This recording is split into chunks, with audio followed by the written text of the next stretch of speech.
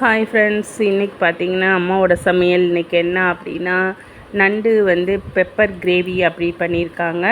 வாங்க பார்க்கலாம் எப்படி செஞ்சுருக்காங்க அப்படின்னு பார்க்கலாம், என்னென்ன செஞ்சுருக்காங்கன்னு பார்க்கலாம். இப்போ பார்த்திங்கன்னா முருங்கைக்காய் நல்லா ஃப்ரை பண்ணி வச்சுருக்காங்க. அப்புறம் வெண்டைக்காய் சாம்பார், அதுக்கப்புறம் தான் நண்டு ஃப்ரை பண்ணியிருக்காங்க.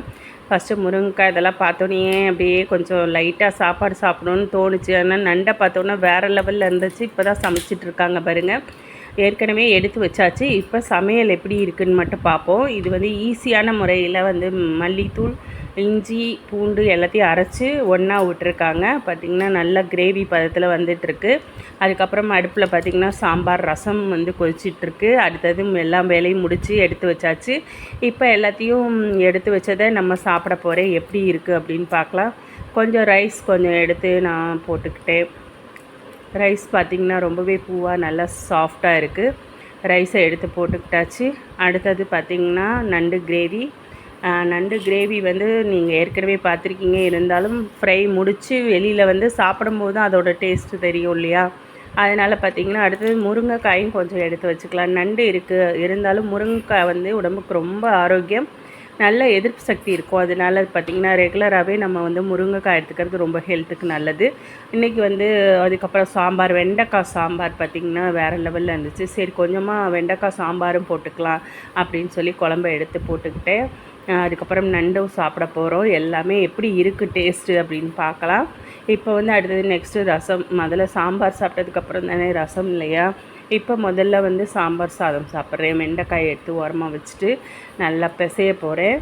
நல்லா பிசைஞ்சிட்டு வாயில் எடுத்து வைக்க போகிறேன். சாப்பாடு எப்படி இருக்குது பார்ப்போம். சாம்பார் வேறு லெவலில் இருக்குதுன்னு நினைக்கிறேன். அம்மா சூப்பராகவே எப்பொழுதுமே சமைப்பாங்க. இருந்தாலும் சூப்பராக இருக்குது. இன்றைக்கி உண்மையிலுமே சாம்பார் வேறு லெவலில் இருக்குது. வெண்டைக்காய் சாம்பார்னாலே அது ஒரு இருக்கும் பாருங்கள். அந்த மாதிரி செமையாக இருந்துச்சு. நானும் சாப்பிட்டுக்கிட்டே இருந்தேன். அடுத்தது நண்டு ஃப்ரையை எடுத்து சாப்பிட்லாம் அப்படின்னு முருங்கைக்காயை ஃபஸ்ட்டு சாப்பிட்டுட்டு அதுக்கப்புறம் சாப்பிட்லாம் அப்படின்ட்டு முருங்கைக்காய் டேஸ்ட் பண்ணேன். அந்த ஃப்ரையுமே ரொம்ப நல்லா இருந்துச்சு.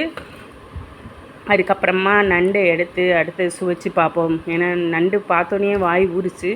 இப்போ எடுத்து எப்படி இருக்குதுன்னு பார்ப்போம். அந்த வறுவலும் கிரேவியாகவும் செஞ்சுருந்தாங்க, சூப்பராக இருந்துச்சு. அப்படியே பார்த்திங்கன்னா அதை பார்த்தோன்னே சாப்பிட்ணுன்னு ரொம்ப ஆவலாக இருந்துச்சு. இப்போ நான் எடுத்து அந்த காலை எடுத்து கடிக்க போகிறேன். நண்டு காலில் தாங்க சத்து இருக்குது. அதே மாதிரி நம்ம நண்டு வாங்கும்போது நல்ல சதைப்பிடிப்பாக இருக்கா அப்படின்னு நம்ம தொட்டு பார்த்து தான் நம்ம நண்டை வாங்கணும்.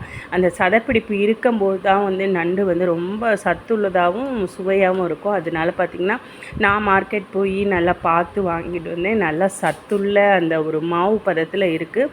ரொம்பவே டேஸ்ட்டாக இருக்குது நண்டு. பார்த்திங்கன்னா கிரேவி சூப்பராக இருக்குது. இருங்க ஃப்ரெண்ட்ஸ், அப்படியே ஒரு லைக் பண்ணிவிடுங்க. மறக்காமல் நம்மளோட சேனல் பார்த்துட்டு லைக் பண்ணிவிட்டு சப்ஸ்கிரைப் பண்ணிவிடுங்க. மீண்டும் நிறைய வீடியோஸ் இந்த மாதிரி கேரளா சமையல், காரைக்குடி சமையல் எல்லாமே நம்ம போட்டுட்ருக்கோம்.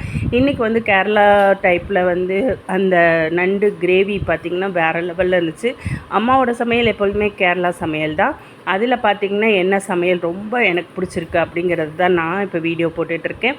நண்டு ரொம்பவே ஹெல்த்துக்கு ரொம்ப நல்லதுங்க. அதே மாதிரி நமக்கு சளி பிடிச்சாலுமே அந்த நண்டு சூப்பும் அந்த நண்டும் சாப்பிட்டோம்னா வேறு லெவலில் ஆகிடும். ஓகே ஃப்ரெண்ட்ஸ், லைக் மறந்துடாமல் கொடுங்க, சப்போர்ட் பண்ணுங்கள் ஃப்ரெண்ட்ஸ். ஓகே ஃப்ரெண்ட்ஸ், பாய். அடுத்த வீடியோவில் உங்களை நான் பார்க்குறேன்.